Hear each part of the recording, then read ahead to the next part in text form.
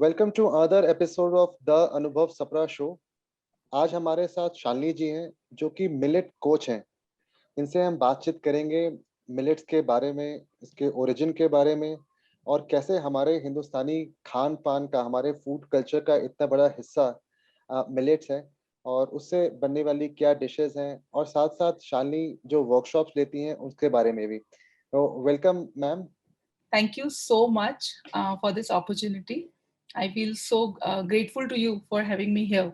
कैसे शुरुआत हुई आपके इस मिलेट कोच की जर्नी की? Okay, so I'm Shalini और मैं मिलेट कोच हूँ.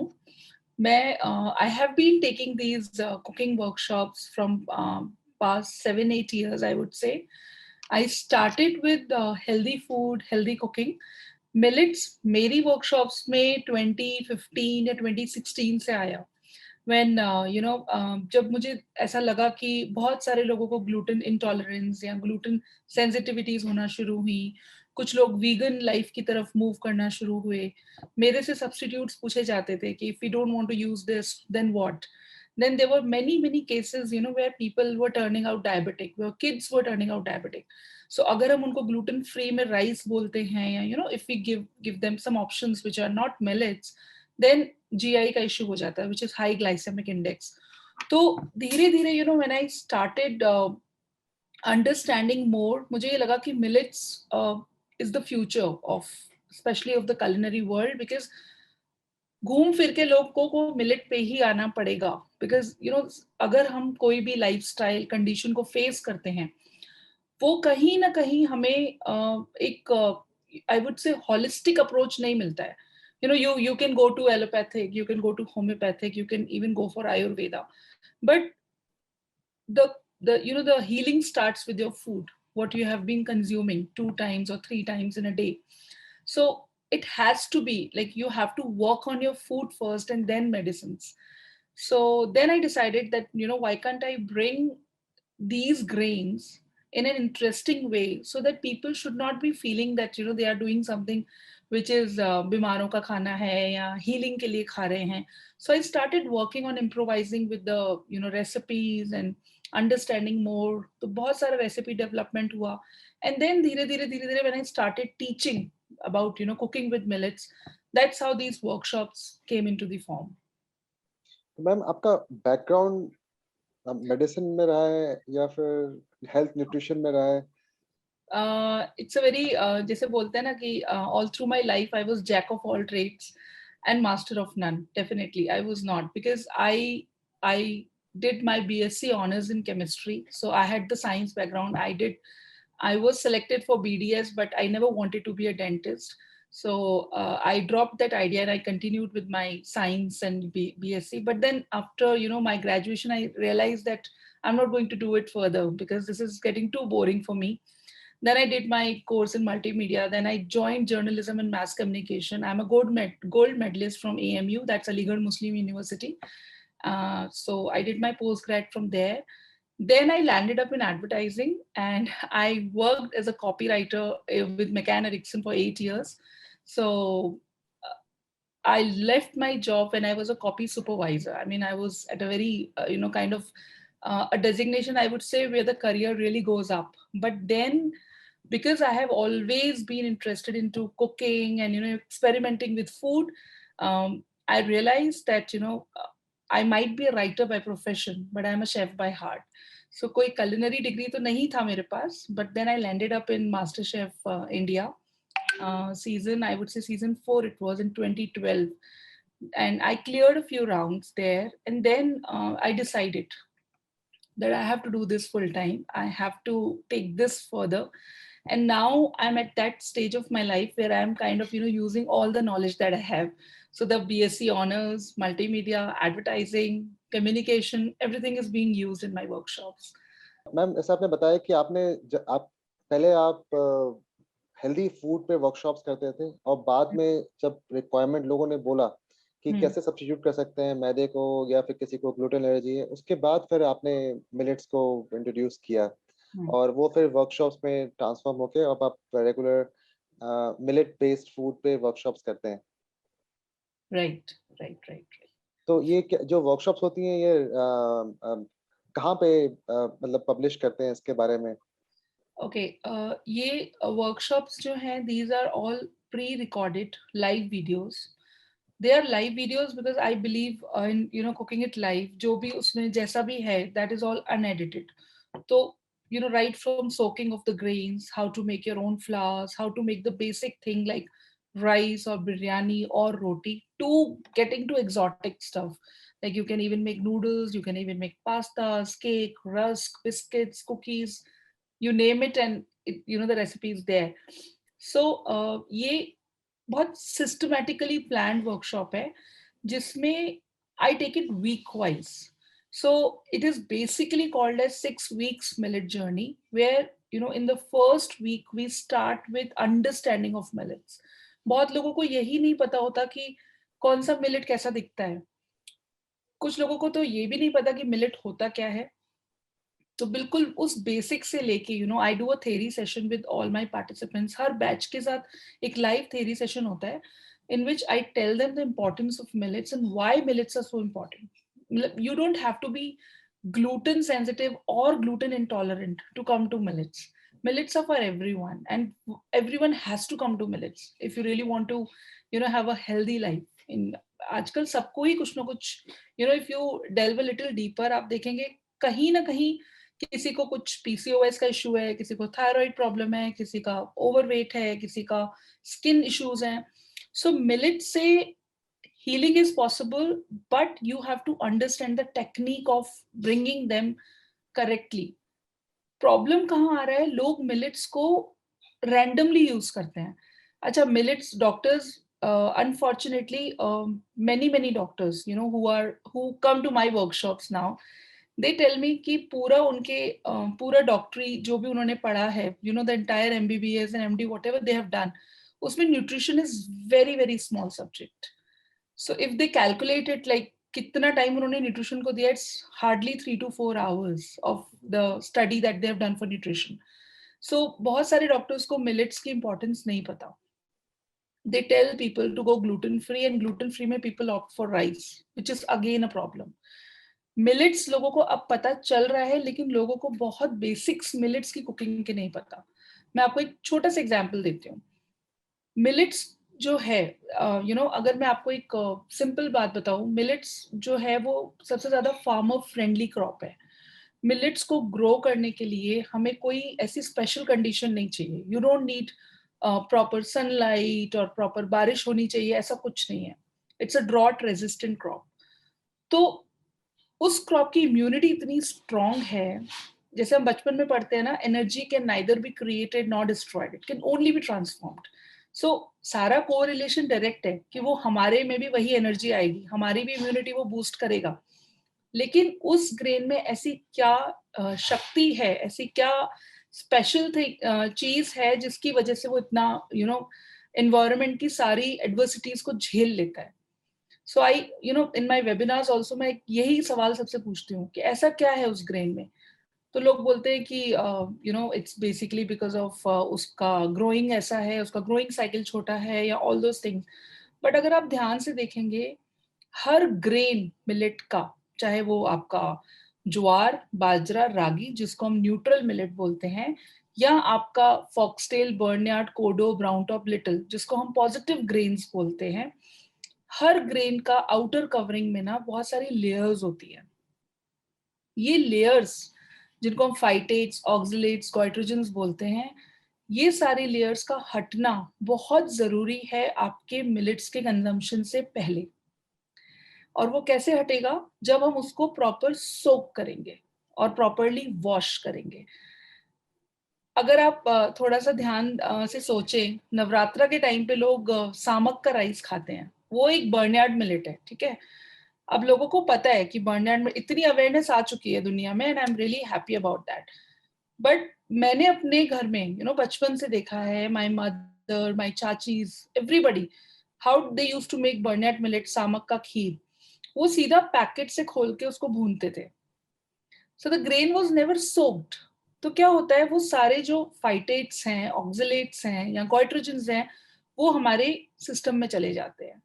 सो एक तरफ तो हम मिलेट से हेल्दी होना चाहते हैं, बिकॉज वो ग्लूटेन फ्री है, वो हमारे को वेट लॉस में हेल्प करेगा, सारी चीजें। दूसरी तरफ हम गलत कुकिंग की वजह से we are landing up in another problems, another set of problems. तो उससे क्या हो रहा है, लोगों को बहुत ज्यादा एसिडिटी हो रही है, ब्लोटिंग इश्यूज हो रहे हैं, लोगों का अगर ऑलरेडी थायराइड इशू है तो वो मेस्ड अप हो जाता है। तो मेरे पास जब वर्कशॉप में लोग आते हैं तो they come with double mind and they say कि मिलेट मेरे को सूट नहीं करता, बिकॉज मुझे तो बहुत ज्यादा प्रॉब्लम हो जाती थी, मुझे बहुत गट इश्यूज हो रहे हैं, मुझे बहुत एसिडिटी होता है, कॉन्स्टिपेटेड हूँ। तो मेरी जो वर्कशॉप्स हैं वो इसीलिए वीक वाइज है, बिकॉज फर्स्ट वीक में मैं उनका यही सारा जो है चीजों को ठीक करती हूँ कि आपने अभी तक जो खाया वो आपने कैसे खाया, क्या खाया, कितना खाया। And then if they are sharing, then I do one-on-one session with each of my participant. तो in the one on one session मैं उनका हेल्थ कंडीशन समझती हूँ। I am not a doctor और मैं न्यूट्रिशनिस्ट भी नहीं हूँ, लेकिन कहीं ना कहीं मैंने अपने ही पार्टिसिपेंट्स से बहुत सीखा है। तो there are lot of protocols all over the internet, कौन सी कंडीशन में कौन सा मिलेट अच्छा होता है, बट उसको इंटरेस्टिंगली अपनी लाइफ में लाने का काम मैं करती हूँ। So that is what I do. तो जैसे सपोज अगर किसी का डायबिटीज है, it's a very normal and majority में यही प्रॉब्लम आ रहा है कि डायबिटीज है, टाइप 1 टाइप 2 इस तरीके की प्रॉब्लम्स है। सो उनके लिए क्या मिलेट का प्रोटोकॉल रहेगा और उसको कैसे हम ऐसा मेन्यू उनको बना के दिया जाए कि वो मेरी वर्कशॉप की रेसिपीज को एफर्टलेसली ट्राई कर पाए। So it's not just recipes and videos, it is much more. अभी आपने इतने सारी स्पेसिफिक हमें बताया, इनफैक्ट क्लासिफिकेशन भी बताया मिलेट्स के बारे में। थोड़ा और स्पेसिफिक में जाते हैं। मिलेट्स को कैसे, मतलब कोई मिलेट्स का हिंदी नाम भी है क्या? मिलेट्स को हिंदी में बोलते हैं?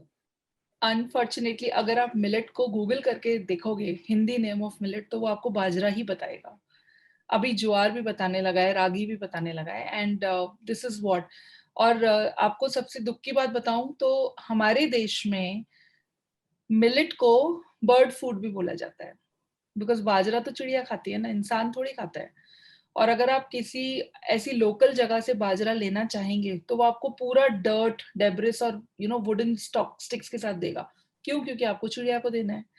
सो अगर आप किसी हाइपर मार्केट में जाके मिलेट पूछते हैं, if you are going to suppose modern बाजार या लिमाश, वहां पे अगर आप बोलते हो कि वेयर इज फॉक्सटेल मिलेट, तो that salesman will not understand. अभी भी वहां अंडरस्टैंडिंग नहीं आई है, but the moment you utter the word quinoa, they'll tell you। और वहीं पे हमारे देश के एंशिएंट ग्रेन्स जगह शेयर कर रहे हैं, जहां पर 5 किलो किनोआ रखा है और आधा किलो मिलेट का पैकेट होगा। सो अभी भी वो अवेयरनेस नहीं आई है, बट मिलेट को हिंदी में बाजरा ही बोला जाता है।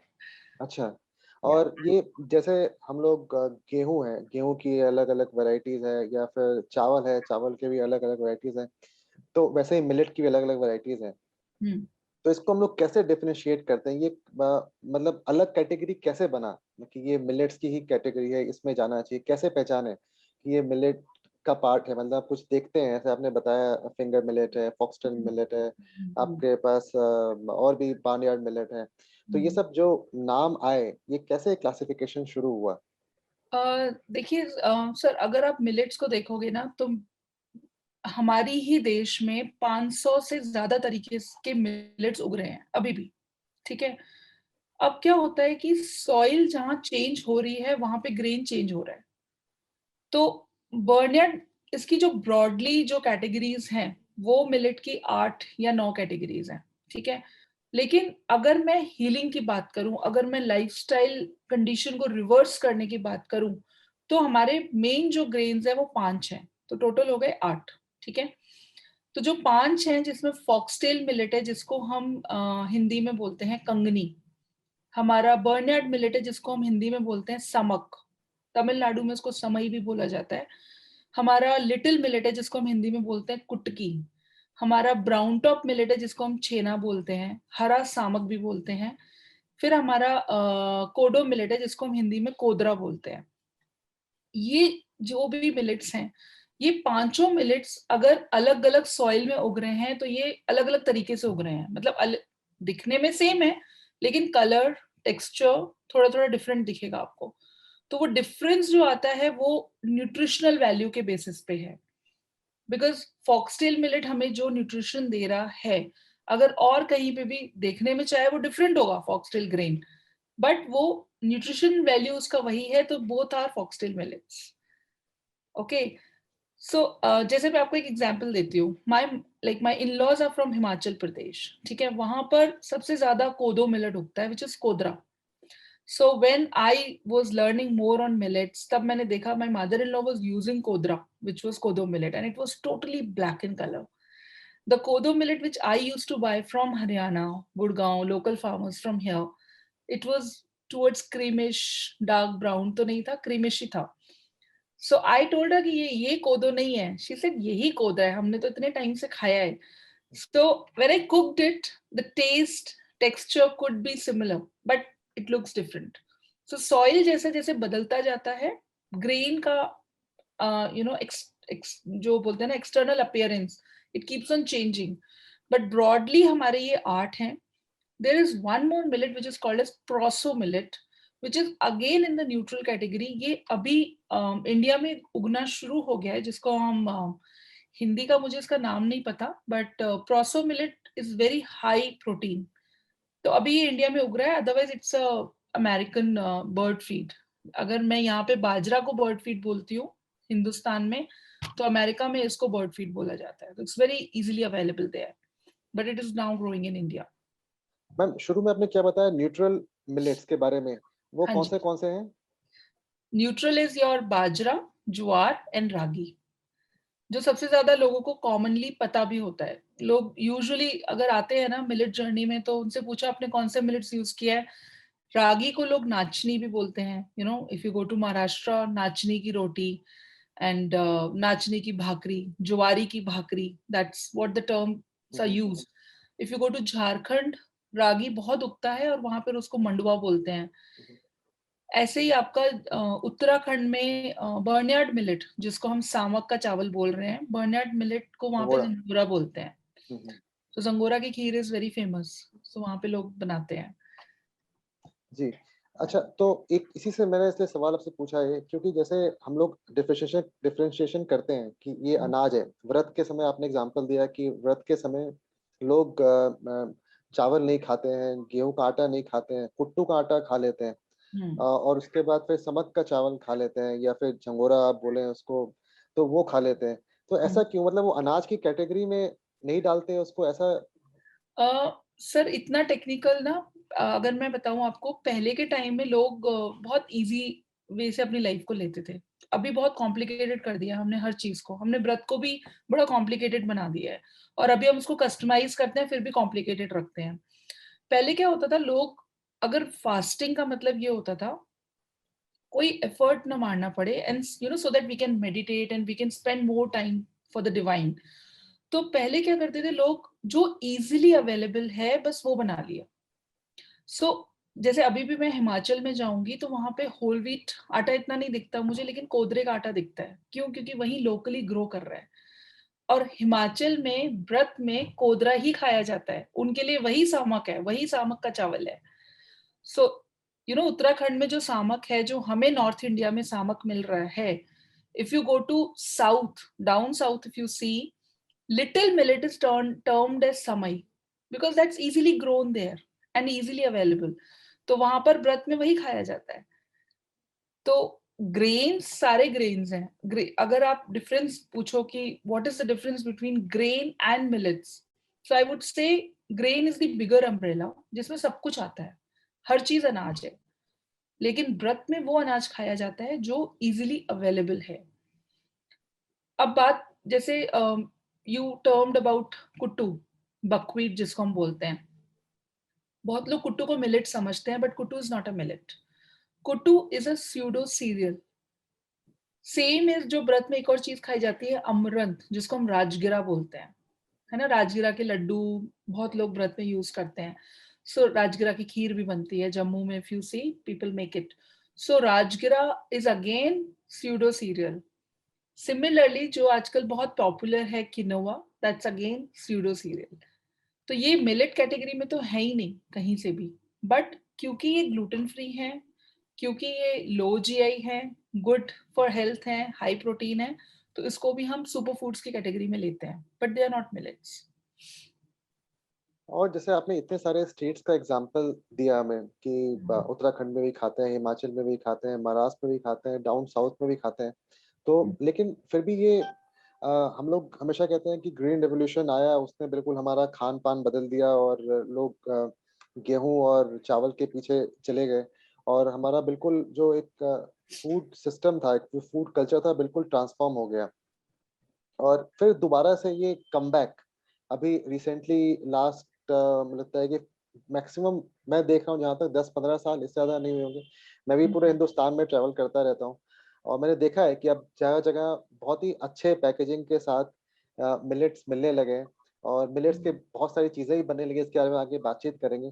तो आप ये बता सकते हैं इसका ट्रांसफॉर्मेशन, इस पूरी जर्नी के बारे में, कैसे ये ट्रांसफॉर्म हुआ ओवर द इयर्स?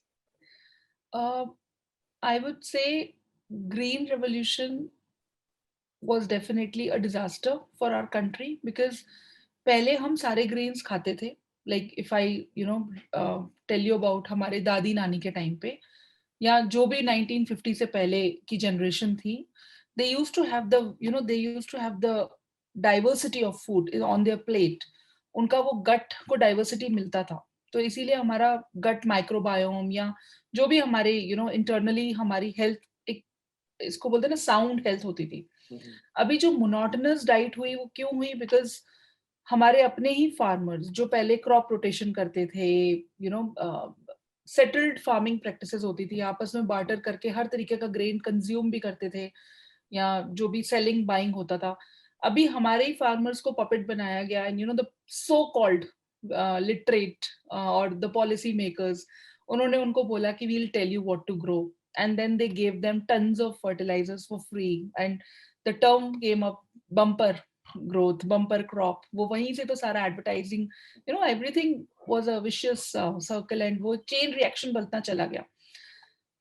तो अभी जो अवेयरनेस आ रही है वो इसलिए आ रही है बिकॉज़ कोई भी रिवॉल्यूशन ओवरनाइट नहीं आता। जब ग्रीन रिवॉल्यूशन आ रहा था, ऐसा नहीं है कि हमारे फार्मर्स ठीक है पढ़े लिखे नहीं थे, बट हमारे फार्मर्स ऐसा नहीं है कि उन्होंने कुछ क्वेश्चन नहीं किया। There was lot of analysis done और ये चीज़ बहुत पहले से पता था कि 60-70 इयर्स डाउन द लाइन क्या डिजास्टर हो सकता है, what kind of diseases are going to come because हम एक लेवल से ज्यादा ग्लूटेन को कंज्यूम करेंगे। पहले हम व्हीट को खाते थे सर, तो वो एक वन ऑफ द क्रॉप्स होता था, राइट? अभी हमारा क्या हो गया है, if you go to Big Bazaar, if you go to ऐसे किसी स्टोर्स में आप जाइए, लोग 10 केजी व्हीट लेते हैं, 5 किलो व्हीट लेते हैं, देन दे फील कि हाँ उनके घर का राशन कंप्लीट हुआ है।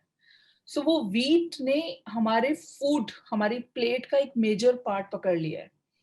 और जो पहले क्रॉप उगता था व्हीट पहले के टाइम में और जो अभी के टाइम में उग रहा है, वो इतना ज्यादा लैब प्रोसेस्ड हो चुका है बिकॉज इतनी ज्यादा कंजम्पशन हो रही है, इतना ज्यादा उसको these farmers have to trade and they have to supply. तो इतना इजीली वो नहीं हो रहा कि उसको हम बिना किसी पेस्टिसाइड्स या बिना किसी फर्टिलाइजर्स के उगाएंगे, इट्स नॉट पॉसिबल। सो वो जो लैब प्रोसेस्ड व्हीट है, उसने उस ग्रेन की एनाटॉमी ही चेंज कर दी है। एनाटॉमी मतलब अंदर का पूरा उसका कंपोजिशन ही चेंज हो गया। तो हर ग्रेन में, हर ग्लूटेन वाले ग्रेन में जो ग्लूटेन होता है, अगर मैं उसको सिंपल वर्ड्स में आपको बताऊं तो gluten is nothing but chains of amino acids, proteins हैं वो। अब वो प्रोटीन बॉडी के लिए अचानक से खराब क्यों हो गया? बिकॉज जो प्रोटीन जिसको हम चेन्स ऑफ अमाइनो एसिड्स भी बोलते हैं, वो कॉम्प्लिकेटेड हो गया है because of so much of fertilisers and pesticides. तो वो पहले जो मेरी बॉडी को वॉश डाउन करने के लिए एंजाइम्स होते थे, to wash the gluten down, now my body is the feeling exhausted, the enzymes are getting exhausted and the gluten is not being washed out. तो क्या होता है, हमारे बॉडी के जो हमारे इंटेस्टाइन्स हैं उसके अंदर ग्लूटेन की एक परत, there is one layer of gluten that stuck inside the lining of my intestines. उसकी वजह से अगर मैं यही लेयर को, अगर मैं अगर मैं थोड़ा और इसको समझने की कोशिश करूं, तो हमारे स्मॉल इंटेस्टाइन बॉडी का वो पार्ट है जहां पर हमारा सारा न्यूट्रिशनल एब्जॉर्प्शन होता है। अब मान लीजिए मैं, my daughter is 5 years old, अब मैं अपनी बेटी को बीट रूट भी खिला रही हूँ, स्पिनच भी खिला रही हूँ, पंपकिन, सारी अच्छी चीजें खिला रही हूँ, बट अगर वो ग्लूटेन ने उन माइक्रोस्कोपिक पोर्स को कोगुलेट कर दिया है, अंदर वो अगर लेयर्स पे स्टिक ऑन है, तो वो न्यूट्रिएंट्स ब्लड स्ट्रीम में जाएंगे ही नहीं। तो आज की डेट में क्यों मेजॉरिटी ऑफ लोगों को लोग मल्टीविटामिन खाने की जरूरत पड़ती है? हम लोग सब नॉर्मल खाना खा रहे हैं, we are all well off, अच्छी फैमिली से हैं, पर हम लोगों को क्यों इतनी डेफिशिएंसीज हो रही है? एंड लोग, people are really dependent on these multivitamin, because उनको खाना तो खा रहे हैं, लेकिन बाद में एक सप्लीमेंट की जरूरत जरूर पड़ रही है, because of gluten. See, there are miscellaneous reasons for nutritional malabsorption, but you cannot say that gluten is not doing anything. Gluten is creating a havoc which people are not knowing अभी तक। लोगों को पता ही नहीं है gluten से क्या problems आ रही हैं, बिकॉज वही तो वो खाते आए हैं ना 1950 से, डीएनए में आ गया वो तो। If my parents are born after 1950, so it's in my DNA. I cannot switch to millets like overnight. It's not easy. तो मैं आपको ऐसा लगता है कि जैसे आपने बोला कि 1950 के बाद जो लोग हैं हमारे डीएनए में आ चुका है, हमें मतलब कहते हैं ना, जब तक आप गेहूं की बनी हुई रोटी ना खाए लगता है खाना नहीं खाया, है ना, बिल्कुल। ये हमारे साथ है। तो क्या ये जरूरी है कि हम लोग फोकस ये ना करें कि सिर्फ मिलेट पे स्विच करें, और साथ में या तो बैलेंस करें कि हम गेहूं भी खाएं, चावल भी खाएं, और Exactly. मिलेट्स को भी अपने खाने का हिस्सा बनाएं? जी, बिल्कुल। यही मेरा बेसिक मोटिव रहता है। अगर आपको कोई ग्लूटेन सेंसिटिविटी या ग्लूटेन इंटॉलरेंस नहीं है, तो मैं आपको कभी नहीं बोलूंगी कि आप व्हीट छोड़ो, बट मैं आपको ये जरूर बोलूंगी कि please give wheat a break. आपको व्हीट, एक समय में ऐसा था कि जब हम लोग जो भी मिलेट्स हैं उसको ये मानते थे कि पुअर मैन्स फूड है, मतलब गरीबों का खाना है। और अभी भी जैसे मैं जगह जगह गांव में जाता हूँ, तो इनके घरों पे जाता हूँ, वो कोशिश करते हैं कि वो मुझे मिलेट्स ना खिलाएं, वो गेहूं के आटे की बनी हुई रोटी खिलाएंगे। और ये भी मानते हैं कि नहीं, वो तो गरीब लोग खाते हैं, वो अपने आप को अच्छा दिखाने की कोशिश में ऐसा ऐसा करते हैं। लेकिन वही चीज उल्टी है कि अगर आप शहरों में आए तो आप मतलब इतने सारे नए नए प्रोडक्ट्स देखने को मिलते हैं, और इनफैक्ट हम लोग आज की डेट में उसको एज अ सुपर फूड भी ट्रीट कर रहे हैं। तो ये दोनों सवाल है मेरे आपसे कि एक तो पहला, ऐसा क्यों हुआ कि हम लोग ने हमेशा इसको गरीबों का खाना देखा, और सेकेंडली ये कब और कैसे सुपर फूड में ट्रांसफॉर्म हो गया मेट्रो सिटीज में? ओके सर, मैं ये बताना चाहूंगी, ये हमारे देश की बदकिस्मती है कि हमें योगा तब समझ में आया, योग तब समझ में आया जब वो योगा बन के हमारे को वेस्ट से मिला। जब जब बाहर से लोगों ने उसको एक्सेप्ट किया अच्छे से, तब हमें समझ में आया कि अच्छा कुछ है इसमें। यही सिमिलैरिटी अगर आप देखेंगे, अभी जो मेरी वर्कशॉप्स हैं पहले ऑफलाइन होती थी, अभी बिकॉज ऑफ पैंडेमिक ऑनलाइन हुई। सो 2021 में मेरी workshop, they have reached almost 24 countries now. और इंडिया से ज्यादा मैं देख रही हूँ कि millets, because they can be easily grown in India, because millets are grown in semi arid tropics of Asia, Africa, ऐसी जगहों पे जहाँ पे थोड़ा एडवर्स कंडीशंस होती हैं वेदर की। तो लोगों को उसकी इंपॉर्टेंस बाहर पहले नजर आती है, और वही ग्लूटेन फ्री फूड बन के हमारे देश में आ रहा है। तो उसको अगर आप फैट बोलें, या आप उसको बोले कि बड़ा इन है आजकल as the name of super foods, पहले ये था, हमारे देश में बहुत ज्यादा डाइवर्सिटी थी, हमारे देश में सेटल्ड फार्मिंग प्रैक्टिसेस थे, फार्मर्स आपस में बांटा करते थे, तो हर तरीके का अनाज खाते थे। ग्रीन रेवोल्यूशन आया, चीजें चेंज हो गई। तो जब पता चला कि अच्छा ठीक है, this is something which is accepted in the west, हमारे देश को एक्सपोर्ट इतना ज्यादा करना था, इस वजह से ग्रीन रेवोल्यूशन आया, क्योंकि वीट से तो बहुत कुछ बन सकता है, such a versatile crop for everyone. तो वो उसको वो गरीबों का अनाज इसलिए बोला गया क्योंकि वो किसान खाता था पहले, वो गरीबों का अनाज से बन गया कोर्स ग्रेन्स। हम्म। बीच में एक ऐसा फेज आया जब उसको बोला जाता था सूखा अनाज, दरदरा अनाज, जिससे रोटी नहीं बन सकती, जिससे कुछ बन ही नहीं सकता, इतना ड्राई है ये कोर्स ग्रेन। फिर धीरे धीरे एक टाइम आया 10-20 साल बाद जब उसको न्यूट्री सीरियल्स बोला गया। अभी ये न्यूट्री सीरियल सुपर फूड इसलिए बन रहा है बिकॉज वो सच में लोगों को हील कर रहा है और बहुत सारे हेल्थ बेनिफिट्स भी दे रहा है। तो ये पूरा जो है ना, it's it's a vicious circle, और ये वापस आएगा। प्रॉब्लम जहां आ रही है वो ये है कि जब ग्रीन रेवोल्यूशन आया था तब टेक ओवर किया था दीज पॉलिसी मेकर्स या कुछ ऐसे लोग जिनको लगता था कि उन्हें ही पता है क्या उगाना चाहिए. अभी जो सेकेंड प्रॉब्लम आ रही है, that's again it's a very sad state of our country where because millets are going to be fad or millets are already a fad in the country, the same set of corporates, the same set of companies who have been growing wheat, I don't want to quote the name of the companies, they are getting into the zone of millet. They are processing these god sent, they are processing these beautiful grains, हमारे ancient grains को इस level तक process कर रहे हैं कि उसका health benefit तो कहीं है ही नहीं, वो खत्म ही कर रहे हैं पूरा. One of my friend, he told me कि in Haryana every kind of millet can be grown, but people have already started putting pesticides. जिसको pesticide की जरूरत ही नहीं है, उस पे भी pesticide डालना शुरू कर दिया है. Oh, that's Just, sad. that's sad. And if the grain is getting used to pesticide, तो जो हमारा एक golden period है जिसमें we are getting the awareness of these grains and we are eating food which is free of pesticides, we'll get into the vicious circle again. Having said that, एक और problem आ रही है जो मैं बताना चाहूंगी आपको. लोगों को लगता है कि मिलेट हमारे लिए अच्छा है, मिलेट को हम कैसे भी कुक कर लें. सोकिंग नहीं पता, वॉशिंग नहीं पता, कुकिंग टेक्निक्स नहीं पता, कितना पोर्शन हमें खाना चाहिए. लोगों को लगता है अगर मैं 2 गेहूं के पराठे खा सकता हूँ तो मैं 2 बाजरा की पराठे भी खा सकता हूँ, but that's too much of fibre for your gut. तो आप वेल हाइड्रेटेड नहीं है तो और गट इश्यूज, एसिडिटी, ब्लोटिंग हो रही है. लोगों को बहुत कॉम्प्लिकेशन हो रहा है बिकॉज उनको पता ही नहीं है. उसके अलावा क्या हो रहा है, पीपल सपोज अगर किसी का ग्लूटेन इंटॉलरेंस या ग्लूटेन सेंसिटिविटी डिटेक्ट हो रहा है, उसको डॉक्टर बोलता है कि आप व्हीट छोड़ दो, थोड़े टाइम के लिए छोड़ दो. वो सीधा मार्केट में जाके आटे लेकर आ जाता है.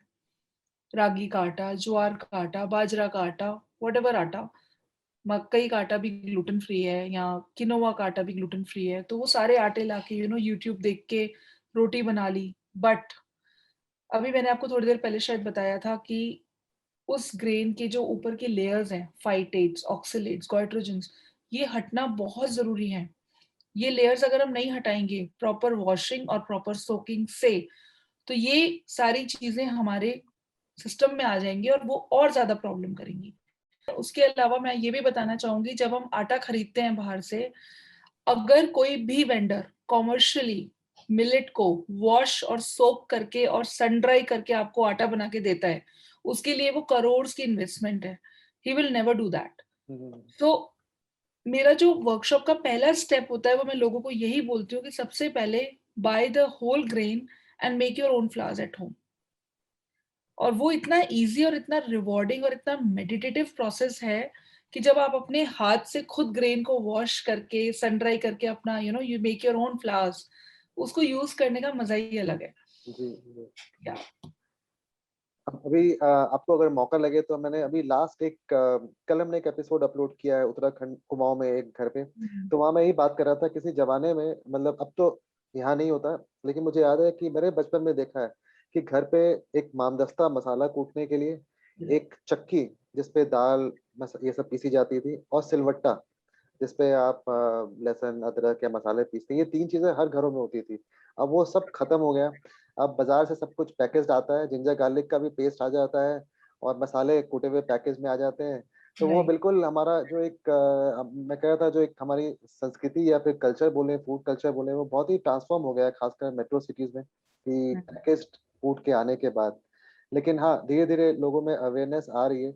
और मुझे लगता है जैसे हम लोग, इनफैक्ट वो लेडी, मैं आपको जरूर वो भेजूंगा, लेडी ने उन्होंने खुद ही कहा कि जो हल्दी भी एग्जांपल दे रही थी वो, कि हल्दी है, कह रहे हैं आप बाजार में पिसवाने जाते हो हल्दी, आप घर पे सुखा के, लेकिन वो बिजली से पीसते हैं तो उसके तत्व खत्म हो जाते हैं. वेरी. तो मतलब ये भी था कि गांव में भी जगह जगह अब लोगों को अवेयरनेस है, आ रही है, या है, लोगों को पता है कि ये ऐसे जो मॉडर्नाइजेशन हो रहा है उससे ये सारी चीजें, हेल्थ पे भी इसका इम्पैक्ट पड़ रहा है, और क्या सही तरीका है ऐसे खाने का. और एक और चीज मुझे लगता है, जैसे आजकल ना बड़ा ट्रेंड चल गया है कि millet noodles, millet flakes, millet poha, millet biscuits, millet millet momo. millet, there is so much. And अगर आप उसको थोड़ा सा ध्यान से देखेंगे तो वो फिर से एक प्रोसेस्ड फूड ही है, तो it's not going to give you any health benefit. वो वहीं आ जाती है बात घूम फिर के। अच्छा मैम, अब नेक्स्ट, अभी रिसेंट क्या क्या डेवलपमेंट्स मिलेट बेस्ड प्रोडक्ट्स में हो रहे हैं और आप इसको कहाँ जाते हुए देखते हैं? मतलब जैसे अभी हमने आपने बताया कि कैसे वो कोर्स ग्रेन बना, फिर न्यूट्री ग्रेन्स आपने बताया और सुपर फूड में ट्रांसफॉर्म हो गया, और अभी उसके बहुत सारे एक्सपेरिमेंट्स। मैं एक रेस्टोरेंट में गया था उदयपुर में, उसका नाम था मिलेट्स ऑफ मेवार। और उनके यहाँ पे उन्होंने मुझे बहुत सारी चीजें खिलाई, एक पैनकेक खिलाया, एक चाट भी खिलाई मिलेट्स की बनी हुई। तो और फिर आपने बताया जैसे मैं रागी मोमो बहुत पॉपुलर है झारखंड में, और साथ में उत्तराखंड में भी, देहरादून में भी कई जगहों पे मिलता है। तो और भी ऐसे, ये तो मैं मतलब जो मैंने खाया है रेस्टोरेंट वगैरह में, लेकिन ऐसे और भी बहुत सारे प्रोडक्ट्स होंगे जो बन रहे होंगे, उसके बारे में कुछ हमें जानकारी दें। और फिर उसको आप इस पूरे मिलेट, आप इसको पता नहीं है मुझे इंडस्ट्री वर्ड यूज करना चाहिए नहीं करना चाहिए, लेकिन ये मिलेट मूवमेंट बोले आप इसको, ये कहाँ जाता हुआ देखते हैं आप आने वाले नेक्स्ट 10 years में? The good thing is millet लोगों को पता चल रहा है कि मिलेट खाना जरूरी है। जैसे कि पहले लोग सिर्फ एनसीआर में या ऐसी मेट्रोज में ही पता होता था। अभी लोगों को रांची में, मेरठ में, जहाँ से मेरे पास पार्टिसिपेंट्स आए हैं, उनको भी पता चल रहा है कि अच्छा मिलेट हमें खाना है, ये अच्छा है। लेकिन जो अवेयरनेस है, अभी भी मैं बोलूँगी सिर्फ जो अगर मैं एक परसेंटेज निकालूँ, तो सिर्फ 20 या 25% लोगों को ही पता है अभी भी मिलेट के बारे में। और जिनको नहीं पता, वो इस ज़ोन में ज़बरदस्ती इसलिए घुस रहे हैं क्योंकि वो एक फैड बन चुका है, जी। क्योंकि उसकी डिमांड आ गई है। अब लोग बकव्हीट को भी मिलेट बोलते हैं, लोग किनोवा को भी मिलेट बोलते हैं, अमरंथ को भी मिलेट बोलते हैं। लोग उसका प्रोसेस्ड फॉर्म में चीजें बनाना शुरू कर रहे हैं। चिप्स आ गई हैं, नाचोस आ गए हैं, क्रैकर्स, मार्केट में आप देखिए नूडल्स आ गए हैं मिलेट के, और breads. If you buy a gluten free bread, it's from a processed, I mean एक कॉमर्शियल लेवल पे अगर आप देखेंगे कैसे बनता है, इट टेस्ट ऑफुल। आप नहीं खा सकते उसको। आप उसको एक दिन अगर फ्रिज में रख देंगे, दूसरे दिन you won't be able to even thaw it. वो इतनी हार्ड हो जाती है। व्हाई? बिकॉज उसको ग्लूटेन फ्री बनाने के चक्कर में थोड़ा सा मिलेट डालते हैं, बाकी स्टार्च भर देते हैं उसमें। तो है तो ग्लूटेन फ्री, आपको ग्लूटेन की प्रॉब्लम नहीं होगी, लेकिन उससे जो और प्रॉब्लम्स आ रही हैं, तो अगर आप मेरे से पूछेंगे कि अगले 10 साल में कहाँ जा रहा है, मुझे लगता है कि बहुत ज्यादा अवेयरनेस की जरूरत है। लोगों को ये पता चलना बहुत जरूरी है कि मिलेट को हम कैसे यूज करें, वो हमारे लिए कैसे फायदेमंद हो सकता है, उसको हम कैसे कुक करें। जब तक वो नहीं पता चलेगा, ये एक प्रॉब्लम बनना शुरू हो जाएगा, और हो रहा है। बहुत लोग वर्कशॉप में आते हैं मेरे पास और वो बोलते हैं कि मिलेट तो हमें बहुत बिल्कुल भी सूट नहीं करता, बट हम ग्लूटेन भी नहीं खा सकते। तो मुझे उनके साथ वो वन ऑन वन सेशन में समझना पड़ता है कि कहाँ आपसे गलती हुई। तो जो प्रोसेस्ड इंडस्ट्री में जो लोग मिलेट को यूज कर रहे हैं, उनके लिए बहुत जरूरी है कि वो अगर आटा यूज कर रहे हैं, तो वो आटा प्रॉपरली ग्रेन आपका वॉश्ड, सोक्ड और सन ड्राइड होके आटा बना हुआ हो।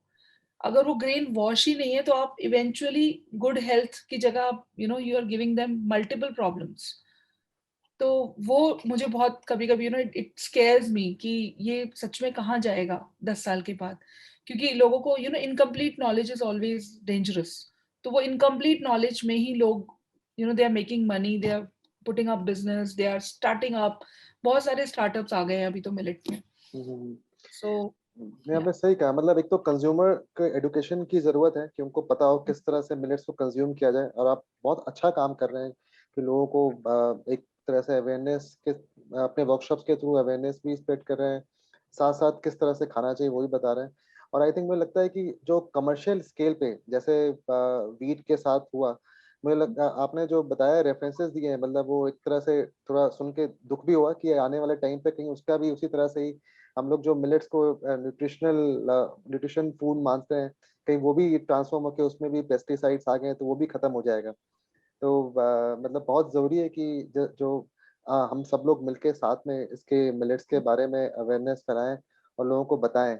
मैम, आपके जो ये वर्कशॉप्स होती हैं, इस पर कोई साइन अप करना चाहे तो कैसे कर सकता है, और कितने अ, कितने ड्यूरेशन कब कब होती हैं ये वर्कशॉप्स मेरी basically these are not cooking classes, these are a journey, you know, it's like 6 weeks millet journey, जिसको अभी मैंने एक्सटेंड करके 10 वीक्स मिलेट जर्नी किया है, because there is so much that I have to offer in this workshop.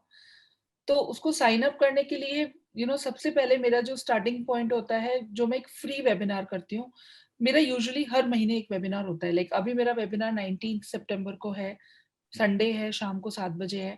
So if somebody wants to sign up, they can reach out to my Instagram which is crazy Krushi millet coach. उस पे आप आएंगे तो मेरे bio में link है जिससे आप साइन अप कर सकते हो वेबिनार के लिए, then I will be sharing the link for the webinar. It's a free webinar. Webinar में मैं अपनी तरफ से, बिकॉज मुझे बहुत ज्यादा लगता है कि ये अवेयरनेस कोई वर्कशॉप करे ना करे, बट ये तो जरूरी मैं बताऊं कि आपको मिलेट कैसे खाना चाहिए और आप क्या गलतियां कर रहे हो अगर आप कंज्यूम कर रहे हैं मिलेट।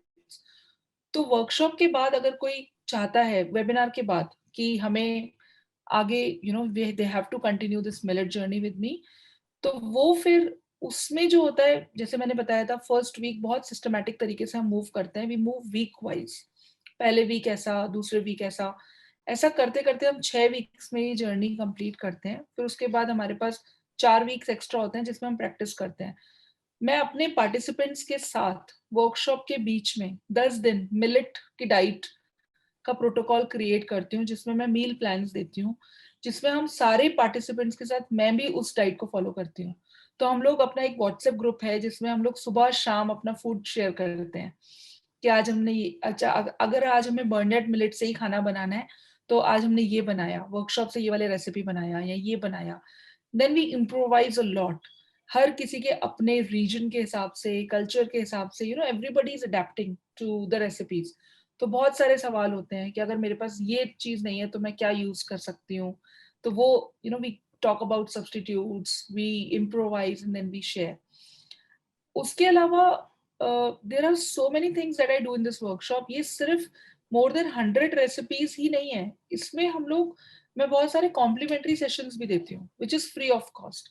जैसे कि there is a complimentary session on gut health, there is a complimentary session on how to make lacto fermented pickles, because बहुत लोगों को फर्मेंटेशन समझ में नहीं आता। बहुत लोगों को ये नहीं समझ में आता कि अम्बली क्या होता है, जो कि एक फर्मेंटेड मिलेट पॉरेज है, जिससे हम बहुत सारी चीजें, बहुत सारी लाइफस्टाइल प्रॉब्लम्स को हील करते हैं। तो अम्बली के ऊपर, अम्बली को कैसे इंटरेस्टिंग बनाया जाए, बिकॉज अम्बली तो जो फर्मेंटेड पॉरेज है that is without salt and you can not even heat it. तो उसको, उसके साथ मैं पारफेट स्मूदीज या बहुत सारे इंटरेस्टिंग चीजें बनाती हूँ, जो बच्चों के लिए या घर में जो एल्डरलीज है उनके लिए कैसे उसको यूज करना है। उसके अलावा complimentary session I do on sourdough. Sourdough एक अलग फर्मेंटेशन की, पूरा एक जोन ही अलग है, बट बहुत सारे मेरे पार्टिसिपेंट्स वीगन है। तो वीगन में क्या होता है, they can not use dairy, they can not use anything which is थोड़ा सा भी, किसी को लैक्टोज इंटॉलरेंट है या कुछ भी ऐसा, तो उसको सार्डो डिस्कार्ड से वही चीज बनाना, तो उसके लिए सार्डो स्टार्टर रेडी करवाना। तो ये बहुत सारी वैल्यू एडिशंस हैं इस वर्कशॉप में, जो मैं अलग से I keep on adding. Apart from that, we do fusion food, we do baking with millets। तो baking में भी हमारा cookies, rusk, biscuits, cakes, breads, उसके अलावा भी नाचोस, स्टार्टर्स, बहुत सारे पार्टी फूड, बहुत सारे सैलड्स, बहुत सारे ड्रिंक्स, बहुत सारे डिप्स, ये सारा इस वर्कशॉप का पार्ट है। तो तो मैम ये इट्स जो इट्स बहुत सारी चीजें, तो या मैम ये जो 6 वीक्स का वर्कशॉप होता है, इसमें क्या ये क्लासेस जो आपकी होती हैं वो रेगुलर डेली होती हैं या फिर वीकली? नो, नहीं नहीं नहीं, ये बिकॉज अभी क्या है, बहुत सारे टाइम जोन से पार्टिसिपेंट्स हैं, कोई किसी कंट्री से, कोई किसी कंट्री से है। तो पहले तो लाइव भी होता था, बट देन इसका एक सोल्यूशन ये निकाला हमने कि I will do the live recording, but I will be sharing the pre recorded videos. तो मेरे पार्टिसिपेंट अपनी कन्वीनियंस पे वो वीडियोस देखते हैं, उनको रिकॉर्डिंग शेयर किया जाता है और उनको रेसिपी बुकलेट्स मिलती हैं वीक वाइज। तो वो, और we do follow ups every week. तो ग्रुप के साथ जब वो रेसिपी ट्राई कर रहे हैं तो I am connected one on one with each of my participant. उसके अलावा क्या होता है कि वो, कोई भी क्वेरी है, कोई भी ट्रबल शूटिंग अगर हमें डिस्कस करना है, तो वो हम फॉलो अप में शेयर करते हैं।